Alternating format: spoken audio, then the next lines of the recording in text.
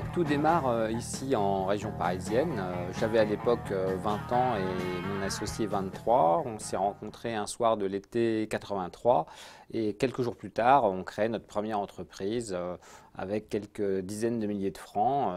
et on se lançait à l'aventure sans trop réfléchir à un business plan mais en croyant à l'avenir à l'époque des maquettes et modèles réduits. 10 ans après la création de la première entreprise, on se lance dans cette niche de marché bien particulière, un loré ou un entre deux eaux, si j'ose dire, entre le jouet d'une part, où évidemment les acteurs du jouet ne souhaitent pas trop s'investir dans quelque chose qui ressemble de trop à une arme, et le métier des armes, où les armuriers ne souhaitent pas non plus trop s'investir dans ce qu'ils apparentent à des jouets. Aujourd'hui, c'est 150 personnes à travers le monde,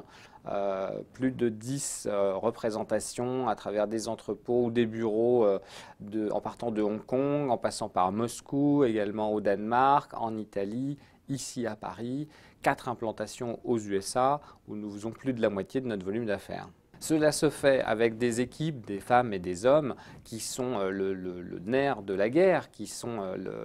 le cœur de l'activité de l'entreprise. La motivation, la formation permet à ces équipes d'être à la conquête des parts de marché de par le monde et capables de résister à la concurrence. La PME Finance, effectivement, c'est le moyen d'exprimer au grand public le besoin des entreprises. Les entreprises, pour pouvoir se développer sur les marchés internationaux et être compétitives, ont besoin de financement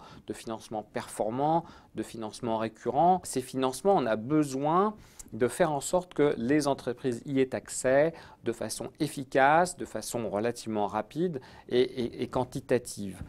Donc PEA, PME, qui est vraiment dédié,